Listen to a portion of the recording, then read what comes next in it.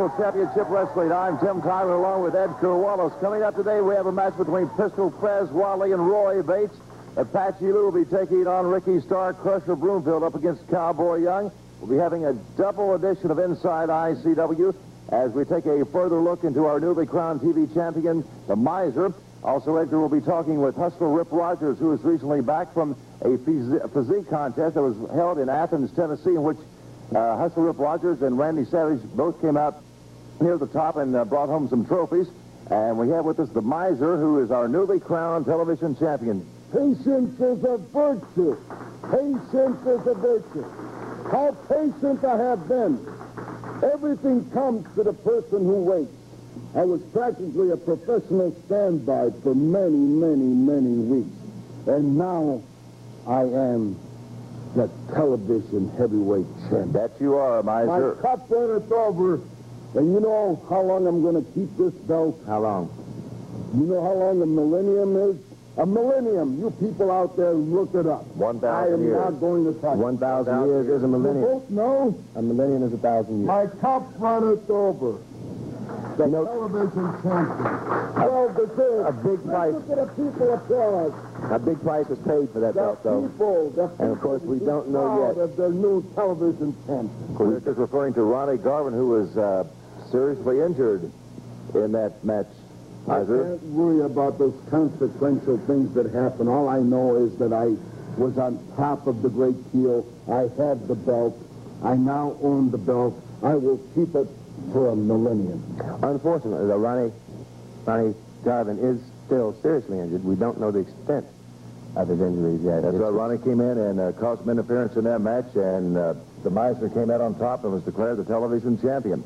Also, I have late word here, Edgar, that George Weingroff is close to making up his mind as to what to do about the controversy with the television title belt that is currently being held up. We'll have final word on that later on in this program. In this program, you'll find out how the question of who the U.S. Tag Team Champions will be resolved. And we'll be back right after this with more ICW.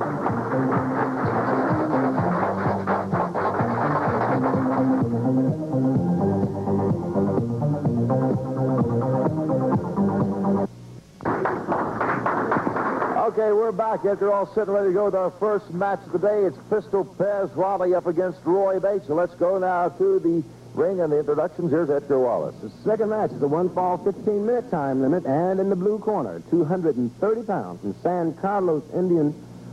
Oh, I'm going to the second match. I don't believe that. The first match is a one-fall, 15-minute time limit, and in the blue corner, 195 pounds from Harlan, Kentucky, it's Roy Bates. And in the red corner, at 235 pounds from Chattanooga, Tennessee, it's, I'm going to do it for him today, Bad Pistol Pez Whatley.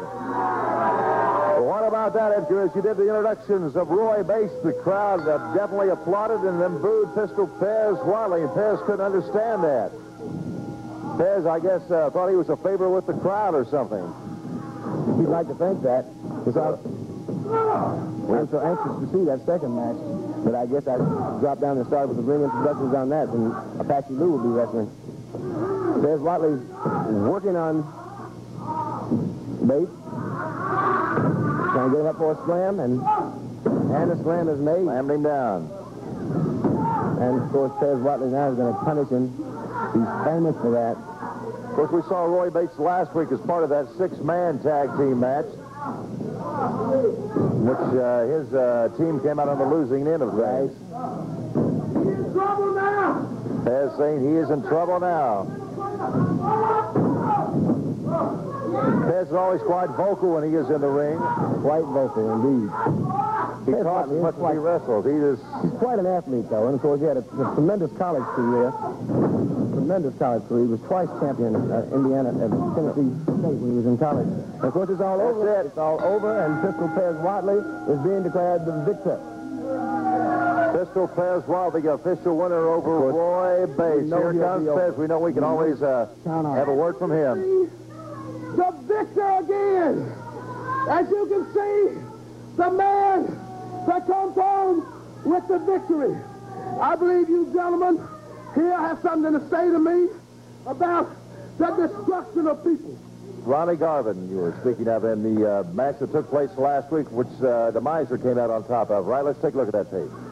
Well, all right, then. And Pez Whatley, you know, it was really the fact that you What? Ronnie down. There wasn't nothing said when he come in there on me. Here we go, Pez. You can see right now that the great one, the great Tio, supposed to be the television champion, got the Miser down and out. He can't even do that. You can see I'm rejoicing with victory. Ronnie Garvin. What is going on? Look at that, Edgar. My gracious, now he's taking on Pez Whatley and the great Tio. The great Tio. What is the crowd's on its feet now? Pez Whatley's suitcase into the floor. Ronnie Garvin now working on Tio. No disqualification match. Anything's going. Disqualification match, of course, is permissible for Ronnie Garvin to be in there. Ronnie Garvin on the top rope in his street clothes. A knee down to the throat of the great Tio. Pistol Pez Whatley has recovered. Ronnie Garvin with his boots in hand taking the Pez Whatley's head. It can happen. It's happened. It has. Ladies and gentlemen. Still, has declared the Miser the winner. The great Tio land on the floor bloody. Ronnie Garvin still over in the corner working on Pistol Pez Whatley has his hand. Came flying out of his suitcase. Now this confused Miser away from the great Tio thanks to the help of Ronnie Garvin.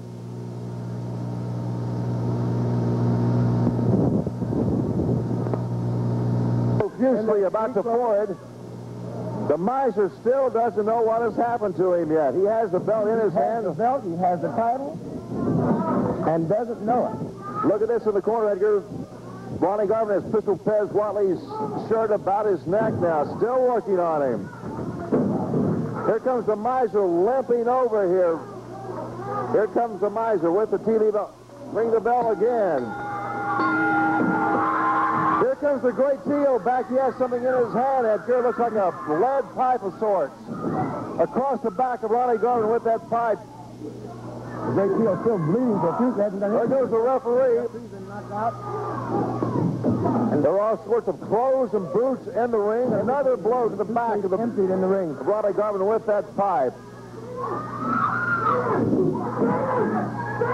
Pistol Pez Whatley has Ronnie Garvin down, holding him to the mat while the great Tio works on the back of Ronnie Garvin with that. Do something. The referee is out.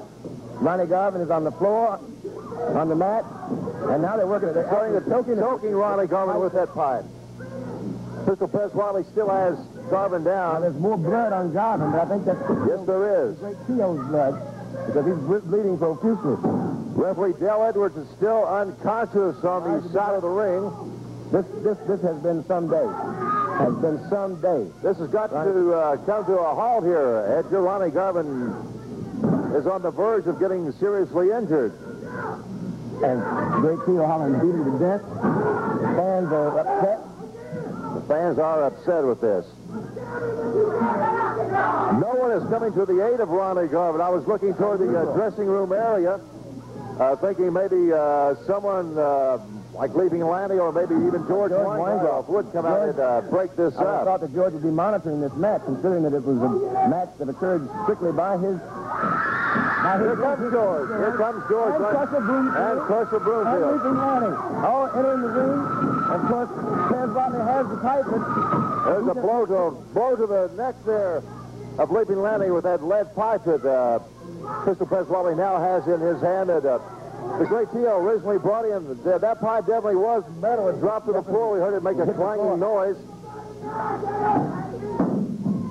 Pistol Pez Whatley, and... You heard it there.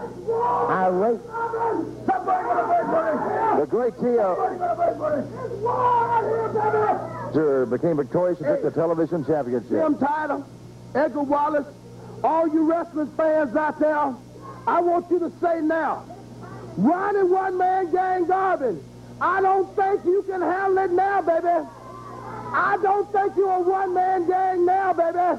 And I want you to understand one thing, that the pain and the stigma of embarrassment rides deep in my bones, Ronnie Garvin. And therefore, Jack, when the great CEO or myself face you in that ring, I want you to understand that's right close up on this face because I mean business. Close up on this face because I want to talk to somebody. Close up on this face because I want them to know that Ronnie Garvin, when you step into the square circle with the great CEO or the bad one, that it is war, baby. It ain't no picnic. It ain't no playing. It is war. And one other thing, Ronnie Garvin, I say this with a calm voice, and I'll leave here with everybody. Pipe dreams, Ronnie Garvin. Pipe dreams. Pistol Pez Whatley leaving rather calmly, he said. Leaving rather calmly after he had his temper tantrum. Okay, Edgar, when we come back, it's going to be Apache Luis up against Rick Starr. So let's take a break right now, okay? Very good. Let's do that.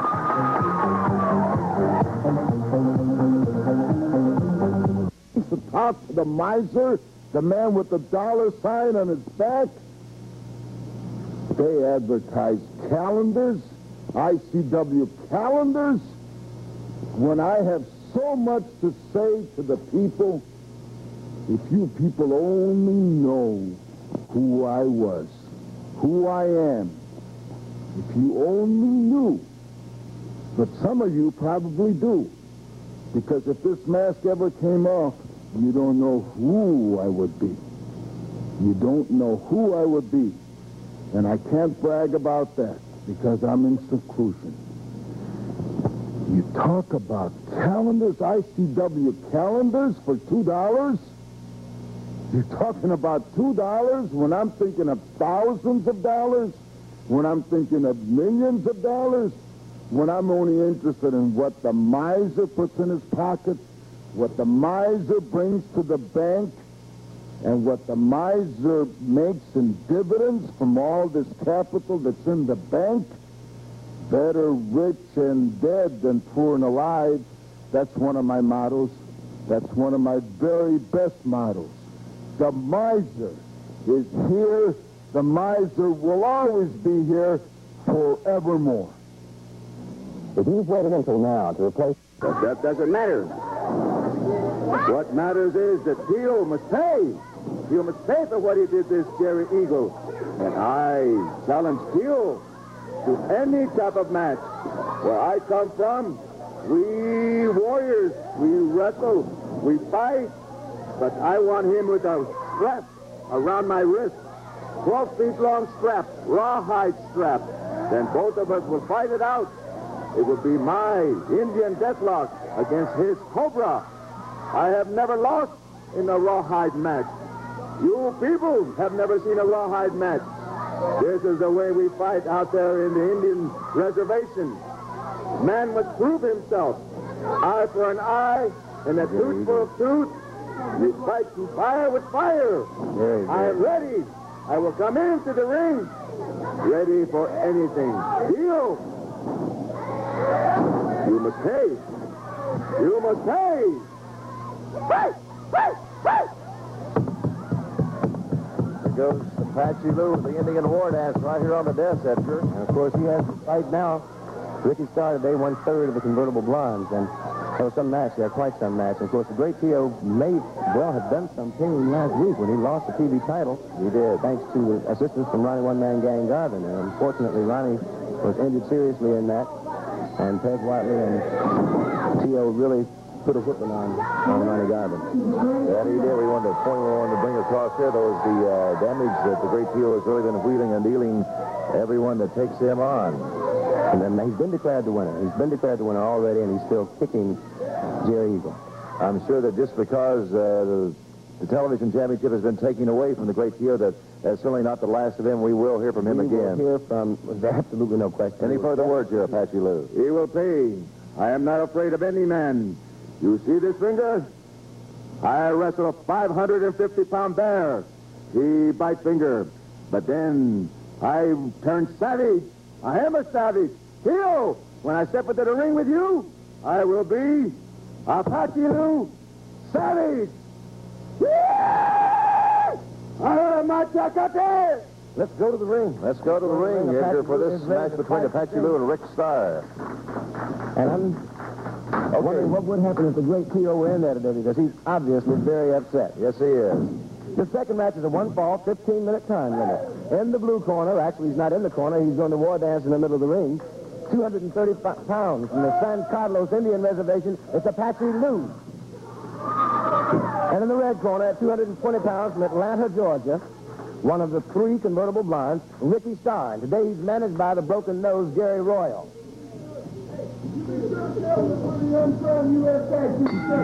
Gary Royal wants us to say that they're the uncrowned champion, U.S. Tag Team champions, but I don't choose to say that at this time. As we noticed, Edgar, a bit of difference in the appearance of Gary Royal this week has removed the face mask, the protective mask he has been wearing to guard against any further collisions on the nose. The mask that was used in that controversial match. Yes, it was. Because Leaping Lanny was the one that originally dealt him the broken nose. Right. Right indeed. Here comes Apache Lou in one of those confusing moves he used to make. Wow, and Ricky Starr confused Ricky Starr. Apache Lou is ready to fight today. Yes, he is. And Ricky Starr wants no more of Apache Lou today. He's Ricky Starr out of the ring. Conferring with his manager, Gary Royal. Of course, referee Dale Edwards is counting. Ricky comes back in the ring. Ricky Starr, 220 pounds. He's only outweighed by about 10 pounds by Apache Lou. Apache Lou is ready to fight. Apache Lou shows that index finger on his right hand as the bear bit off. That's a very interesting story. And of course, Ricky Starr using the rope to try to get the break. And in fact did, but Apache Lou jerked him off the rope just in time. Gary Royal acting... Screaming instructions to Ricky. Yes, he is. Says that Apache Lou is using the illegal shot. Apache Lou is simply wrestling, doing great wrestling today. Yes, he is. Of course, Apache Lou still on the trail of Randy Savage for that world title belt. He is indeed, and of course he's challenged the great Tio and says that he's angry, but now the great Tio has nothing for him to challenge him. That's right. He is no longer the champion, the miser, and is now the television champion. We'll remind the wrestling fans out there that we will continue to check upon the condition of Ronnie Garvin, and we'll let you know just as soon as we do how Ronnie Garvin is coming out after those injuries he received last week. That lead pipe. Apache Lou was knocked out of the ring by Ricky Starr. And of course now Ricky is working on the back, kicking him right in the back. Apache Lou is on the floor here beside the desk. He is obviously in some trouble. And Ricky Starr victoriously standing in the ring. And of course the fans obviously are for Apache Lou. They're doing the war dance for him since he's obviously not in shape to do it for himself at this time. He's still not back in the ring yet. Out he goes into the floor. Referee Dale Edwards counting. Uh-oh, Lou is getting himself charged up. When he hears the drums, and the fans are beating the drums. He came back in a big way here. He's back in and ready to fight. Tomahawk chop there to the neck. Knee to the neck. Lou still dancing around, circling the ring. The fans started his war dance for him, and as soon as he heard the war dance, he seemed to have revived. And 1/3 of the convertible blonde is in trouble. 1/3 of the convertible blonde is clearly in trouble. Apache Lou doing the war dance around him. Working on that same leg again. Rick Starr could be in some trouble here. Apache, he's doing it again. Gary Royal is worried. That's that Indian deathlock that the Indian deathlock. There goes Gary Royal. Royal across the rope. Gary Royal across the rope. And it's over. Here comes Hustler Rip Rogers out of nowhere. The Indian deathlock did it for Apache Lou. He's clearly the victor, but now he's having to take on all 3 of the convertible blondes. Hustler Rip Rogers came out of nowhere in his street clothes. And Gary Royal. Here comes Ricky Starr and George Langhoff. They've cleared the ring. The Indian deathlock caused the victory for Apache Lou. And the winner of that match is Apache Lou. But before it was over, he had to take on all 3 of the convertible blondes. So George Langhoff and Rickyzarda had to come in to clear things up. They cleared the blondes out of the ring.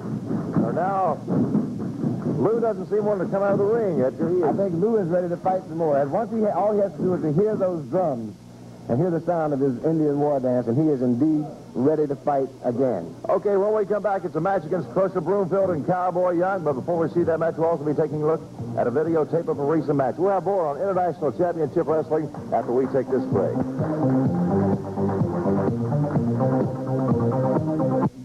It's in the air, man. You can almost see it. But you can't. You can't see it because it's not visible, man. You gotta believe it. And if you truly believe it, man, it just might happen. Because it's going to happen anyway. You might as well realize it. And all you people there, man, gazing at the monitor, baby, yeah. And all you ladies and chicks out there that would love to catch a bead of sweat off my body and let it run down your face and down your shoulders and down and down and down and down, yeah. Springfield, Illinois! Something great's gonna happen. For once in your lives, you're gonna get a chance to look at the Macho Man, Randy Savage, the world champion, the ICW World Heavyweight Champion, yeah. The one with the great body, yeah. The one that's 6'2", 235 from Sarasota, Florida. And this Macho Man ain't with me today, yeah. You know why? Because I didn't want her to be.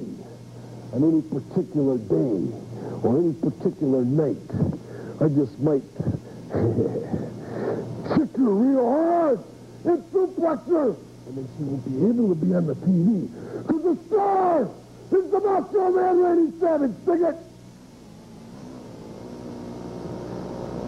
Wait a minute. Before we get to the scheduled match of Crusher Broomfield and Cowboy Young, we have with us at the desk Ricky Zarta. Rick, we have a tape of a recent match that took place between yourself and Rick Starr. We want your comments on this tape. That match last week, the last match just before the break with Ricky Starr was quite a match with Apache Lou, but now we're going to see how indeed you handle Ricky Starr. Here's that match right here. Yeah, I'm feeling like hero, you know. And Ricky Starr, you know, he's a tough opponent, there's no doubt about it, especially, you know, when you have to look over your shoulder all the time, constantly looking for the other 2, you know. You know they're around there somewhere. Here we go, he throws me into the corner, you know. I hit pretty hard, and then I moved. It was a quick move, and I think he's on the floor, and I'm just getting back on my feet, getting it together. You know, Ricky, when you first came into the ICW, I want to talk about this as we view the tape, and you talk about that, but I also want you to talk about the fact that when you first came into the ICW, you were touted to be a real challenger and a potential belt holder for the World Championship. Yeah, it was a big slam I'm putting on him. You know, I almost broke the man's back, throwing him into the ropes. He kicked me like this. See, one little mistake like that can cause you a match. Really something. You know, I've come here and I was in quite a slump there for about 4 or 5 weeks, you know, and hurt my leg. I guess y'all know that, you know. Mr. Pez Whatley, of course, because you injured your ankle. Exactly, you know, how is it now? You know, and then he took advantage of it like a shark, you know. Just about broke it, you know. It was really bad for a while. Now I'm in 100% shape, and I feel great, and now I just got to get it together and win a lot more matches. That way I get some title shots, you know. That's what I want, some title shots. That's what I was saying, you know? As we viewed that film, that when you first came into the ICW, you were touted to be a top contender for the world title shot, right? Exactly. Like I said, I was in a slump. You know, I'm out of that slump now. I'm in 100% shape, and I feel great. And that's all I got to do is put my matches together and win a lot more, and then they'll give me a title shot. In fact, I wondered as we recorded the Inside ICW program that you'll see later in this program today, when in the physical fitness contest, I wondered why Ricky had not entered that competition, because that's obvious that he's definitely known for his muscles. Yeah, well, you know, I was going to enter, but like I said, I hurt my ankle, you know, and that you cannot train, you know, you can wrestle with a bad ankle, you know, it's very hard to do, you know. In last week's program, when you teamed up with Crusher Broomfield and George Weingroff, Manny was at the desk here. We had mass and we had muscle and we had it all. Let's go to the ring now, though. We've got great wrestling action. Third match of the day is all set ready. Thank you, Rick. Okay, to the ring now. Our third match of the day is a one-fall, 15-minute time limit. Introducing in the blue corner, weighing in at 454 pounds from Spartanburg, South Carolina, Crusher Broomfield. And Crusher's opponent today in the red corner, 221 pounds from Santa Fe, New Mexico, Cowboy Young. And Dale Edwards is our official referee today. There is the bell. And the match is underway between Crusher Broomfield and Cowboy Young. Edgar, Cowboy Young is definitely outweighed in this match. Outweighed by the little quick math here, 233 pounds. And you can see, like having two men again. You can see the difference in that ring. Of course, you've got to give Cowboy Young credit. To step into the ring with Crusher Broomfield is quite a feat. Crusher a clean break. The fans like that. Oh, and arms at the back of the neck of Cowboy Young by the Crusher. And he's going to wrap him in the rope. Crusher likes to growl a lot when he gets someone back into the corner. He does indeed. Of course, we could hear the referee tell Crusher to pull the man out of the ropes, and he did just that. Pulled him off the rope and threw him into the other corner. But Cowboy Young was trying to take Crusher's head to the turnbuckle and couldn't even move him. Last week we saw Cowboy Young take some punishment from Apache Luis in a match. Cowboy Young can give that one up in a recent match that I saw with Ernie Ladd. And of course, Ernie was more equally sized with Crusher. He could not take Crusher's head into the turnbuckle. Crusher is really putting a beating on Cowboy Young at this time. And now, for a slam, Crusher's going to use that big leg. He's famous. There it is. And of course, the entire ring bounced when Crusher bounced on Cowboy Young's chest that time. 454 pounds across the neck of Cowboy Young. Here comes the pile driver. And this match will be over as soon as the 3 count is done. That is it. Crusher Broomfield victorious. Absolutely victorious over Cowboy Young. And, of course, Cowboy Young is still laying there in the ring and completely out of it. Completely out of it. Crusher Broomfield in a tremendous victory over Cowboy Young. We'll be back with more great international championship wrestling after this break.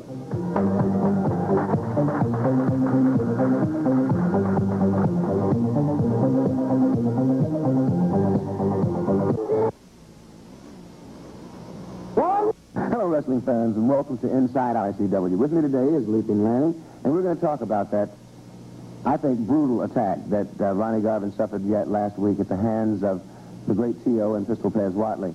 Recently, however, Tim Tyler had an opportunity to talk with Ronnie by phone. Everybody's been asking, how is Ronnie, what's his condition? Let's listen to that conversation between Tim and Ronnie, and maybe we can get a better idea how he's doing.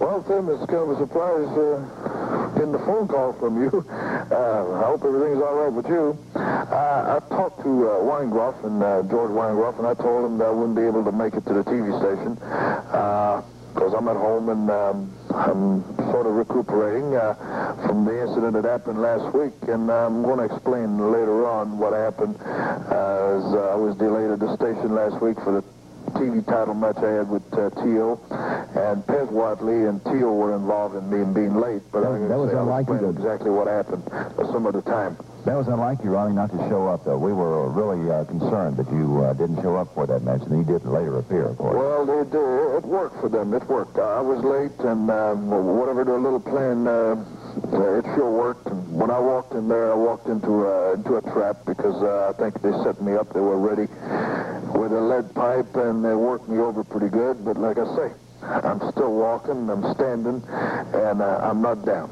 I'm sure the fans will be glad to hear that, because at the end of the match, you were definitely in pain, and you were helped from the ring by George Weingroff and Leaping Lanning, so the fans were definitely concerned about your well-being. Well, I went and got some x-rays to make sure there was no broken bones and a few bruises, but I got some heavy commitments coming up, the defense title, and like I say, I'm up and I'm still fighting.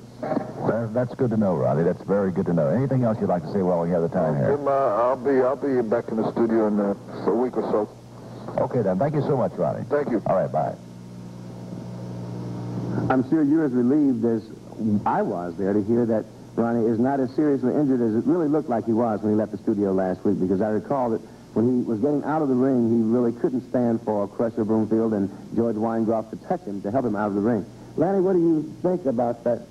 Well, Ronnie Garvin's famous for exposing everybody, and I guess it's my turn right now, because I happen to know that everything Ronnie Garvin said on that telephone conversation is a lie. Because the man claims that don't worry about me, I'll get over it and all that. But I'll tell you something, I know better. Because I have been in the dressing with him. This man is very seriously injured. I tried to save Ronnie Garvin. I got hit by Pistol Pez Whatley with a lead pipe in my left shoulder, and for 2 days, I couldn't lift a 5-pound dumbbell. And I'm telling you what, Ronnie Garvin, well, I tell you what, he's trying to be tough, he's trying to wrestle. I took a picture of him when his back was turned, and let me tell you, it was easy to do because he can't even lace up his boots. Yet he's trying to get ready to wrestle. He wears a support. There's the picture right now. And as you can see, the man has subdermal hematoma. What that means is subdermal means below the skin. Hematoma means bleeding. He's bleeding below the skin. He has to wear support in order to... Now look, he's trying to lace up his shoes. Now that's a job that does not take that long. And this man can't even bend over.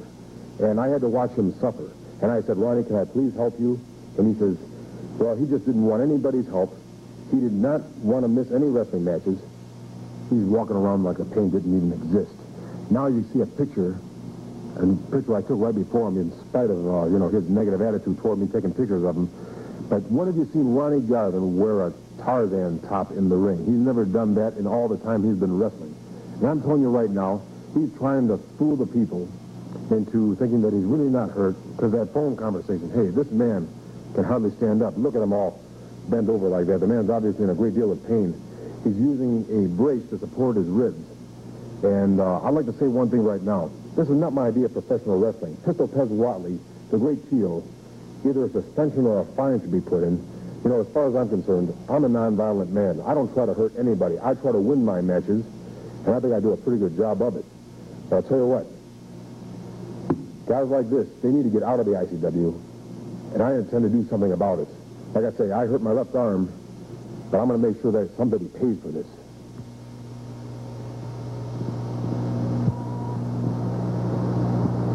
In Japan. Second half of Inside International Championship Wrestling. Edgar, we have just received word from wrestler promoter George Weingroff about the fate of the U.S. Tag Team Championship belts, and that word is that a tag team tournament will be held to determine who will hold the U.S. Tag Team Championship belts. Seconds ago. In fact, you'll see that the two of the convertible bronze are in the ring.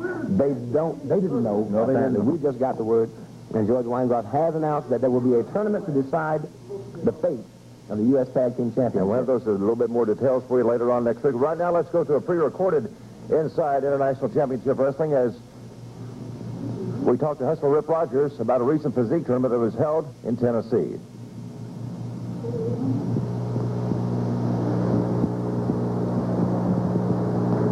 Wrestling fans, welcome to a very special Inside ICW. With me is Hustler Rip Rogers, one part of the convertible blondes, 1/3, depending on which way they're wrestling, whether it's Gary Royal or Ricky Starr in the ring. But we're not going to talk much about ICW wrestling today, other than the fact that, of course, Hustler Rip and the Convertible Blondes are upset that George Weingroff is holding up the belts on the U.S. Tag Team Championship.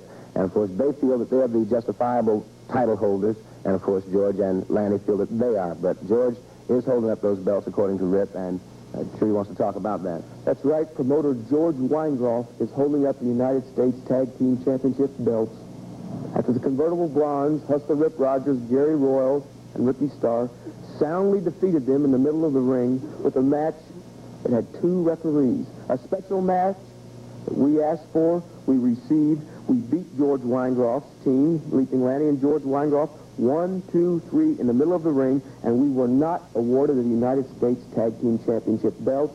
It's an injustice. It's a disgrace to professional wrestling, and I'm lodging my complaint right now. Well, the complaint is lodged, and, of course, Rip is upset about that. But you see these gorgeous trophies here, and we have something really more pleasant to talk about. I don't know whether you can tighten up on the trophies or not, but they are the result of a volunteer classic, which was held November 14th, 1981 in Athens, Tennessee, and that's a physique contest. And, of course, Rip Rogers participated, as well as Randy Macho Man Savage. I'm sure it makes the ICW very, very proud indeed to know that they've got athletes that are excellent in other sports other than professional wrestling. And, of course, third place, Rip won in the open competition, and Randy Savage came in second in the open competition. And, of course, in addition to that, Randy was judged the most muscular and had the best arms. But, of course, you know how he brags about his 21-inch arms, and he's quite proud of them. Rip, tell us about the competition there. Well, there's no need to brag right here because we competed. Like everybody in ICW, we compete. And although I didn't win, I got third place, and Randy didn't win, he got second place. The trophies are right here. We did our thing, we competed, and we were awarded trophies. In the ring, the Convertible Blondes defeated George Weingroff and Leaping Lanny. We should receive the belts. We got no belts. They're being held up. As far as the physique contest, I competed, Randy competed. We didn't win, we did our best, but we received trophies. Whereas the Convertible Blondes should receive belts because we beat Leaping Lanny and George Weingroff. Well, tell me about the most muscular trophy that Randy got. Which of these trophies is the most muscular? It's the smallest trophy right here. It's the trophy that Randy won, judges him the most muscular man in the 8-state open competition. 8 states competed there. Yes, 8 states. And the winner to this receives a free ticket to the 1982 Mr. America. But let's get back on the subject of competition. Now, I'm not saying there's great athletes, there's not great athletes in the ICW, because there certainly is. Pistol Pez Whatley, All-American wrestler, University of Tennessee at Chattanooga. Almost a living legend, a man who could bench press 435 pounds. 3-time state champion at Tennessee from Notre Dame High School. That's a great athlete. George Weingroff, promoter. One thing I'll give you, George Weingroff, you were on the 1976 Olympic team representing our United States in the Blind Olympics. I'll give you credit for that. And I'll give you credit for being a great amateur at the University of Tennessee at Chattanooga. I will also give you credit for being a great former United States Tag Team champion. But I will not give you credit for your sour grapes of holding up those belts because the Convertible Blondes defeated you 1, 2, 3 in the middle of the ring. That question hopefully will be resolved one day real soon, and we'll see who the real U.S. Tag Team champions are. But right now, we want to give all credits to Hustler Rip Rogers and to Randy Macho Man Savage for these marvelous trophies that they went to Athens, Tennessee, and brought back by having marvelous physical conditioning. Right now, for Inside ICW, I'm Edgar Wallace.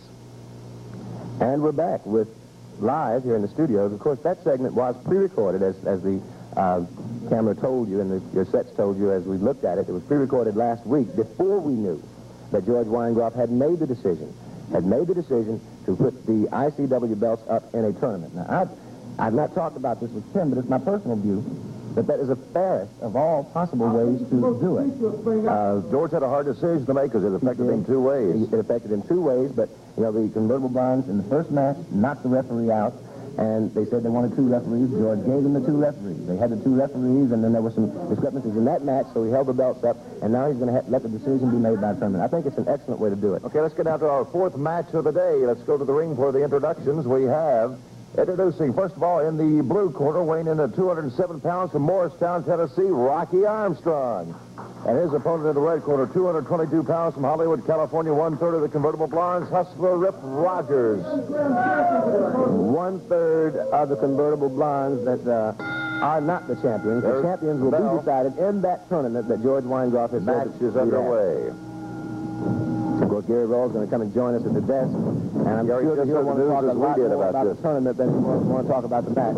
Yeah, I just heard the news, and I think it's the most ridiculous thing I ever heard of. The convertible blinds defeated George Weingroff and Lisa Lanny in the middle of the ring, and now, because George Weingroff's got so much pull in ICW, he's going to put the belts up for a tournament. It's stupid, it's ridiculous. The convertible blinds ought to be U.S. Tag Team Champions. Nobody else. So we're going to have to go through 10 or 12, maybe 15 more teams. And you know what kind of pain that you have? That's the fairest of all possible ways, Gary Royal. Ridiculous. If you want to be the U.S. Tag Team Champions, then you should have to fight other teams other than just the champions. And defeated the champions, and that should and George Weingroff and Leaping Lanny will have to compete just as you all will have to compete. Well, I'll tell you what and it's got to be the fairest of all possible ways. I understand Leaping Lanny had a little accident. He got hit with a lead pipe last week, if I'm not mistaken. That was not an accident. It was an absolute... Well, I'll tell you, the lead pipe and the shoulder, it can't be feeling too good, so whenever we have a tournament, Leaping Lanny's not going to be at his best. You understand? Gary Royal referring to the lead pipe that Mr. Pez Whatley had in his hand and took across the back of Lanny's neck. And of course, Ronnie One-Man Gang Garvin, of course, was injured in that same melee that went down right here on television last week. They deserve to get hurt, man. Ronnie Garvin comes walking in the studio, sticks his nose in people's business where it don't belong. Leaping Lanny does the same thing and get hurt. When Ronnie Garvin gets back after his injuries, he's recouped, then we can find out why he was late. I want to raise that question to him myself. We really ought to be talking about this match between Rick Rogers and Rocky Armstrong. The match so far between Rocky Armstrong and Rick Rogers. Totally dominating his opponent. Well, he's putting some punishment on Rocky Armstrong. There's no two ways about it. He's mad. But if the convertible blondes are to be the U.S. Tag Team Champions, as you would like them to be, then as you would like them to be, the tournament will decide who will. Not knowing the details of this tournament, though, we don't know how many teams could possibly be involved, but also Leaping Lanny and George Weingroff would have to participate in the tournament themselves. The lights just went out. The lights just went out for Rocky Armstrong. What I saw the great T.O. do, it suits a lot of people. There's going to be some people, Apache Luis, Rick Zarta, Leaping Lanny, your heads are going to start going. Rick Rogers. What's this business about? A tournament. What's this business about? A tournament for the belt. This and have the tournament. It's ridiculous. Because George Weingroff joined as the ICW promoter because he's got star race, because he can't accept the fact that we beat him. Weingroff, Lanny, Chief Tattoo, Apache Luis, Zarta, heads are going to roll. Everybody's heads are going to roll. Heads are going to roll. The convertible blondes like to acquire star greats. I think George has made a good decision. You fans at home, we'd like to see your letters and opinions on whether or not it is a good decision. I think it is. And we'll be back with more ICW wrestling right after this.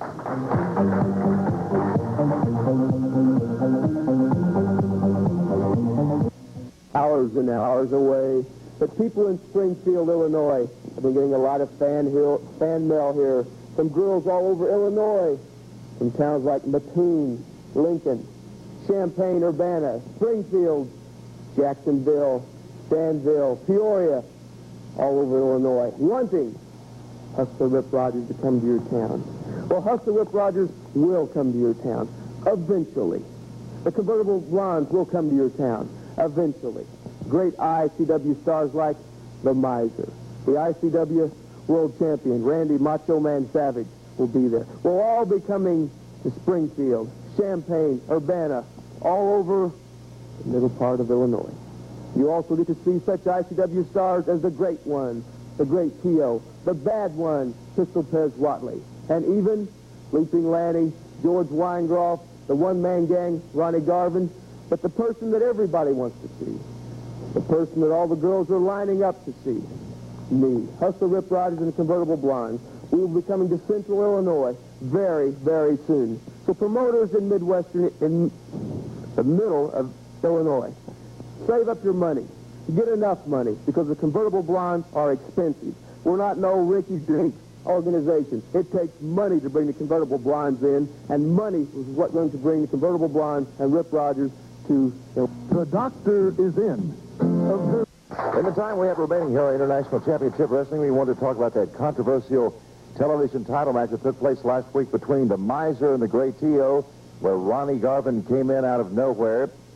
Pistol Pez Whatley came in The great T.O. had a lead pipe and dealt some injuries to Ronnie Garvin. Sitting with me is Crusher Broomfield. Let's take a look at a portion of last week's TV title match that was officially between the Miser and the great T.O. And Crusher, you were involved in this somewhat. Let's have your feelings on this. You see right there, the great T.O. coming in with a steel pipe. You realize how much fear they must have for the one-man gang to come and jump in with a steel pipe. It's 2-on-1. The referee's been knocked down. They're continuing to beat him across the back of the back and lower ribs with a steel pipe. These must be some kind of animals. It takes animals to do this. There you see Pez Whatley holding him down while T.O. continues to beat him with a pipe. Animals. I tell you, I don't even know what to say about it. I've never seen anything like this. This is unreal. I've never seen anything in my entire life like this. Choking him, hitting him with the pipe.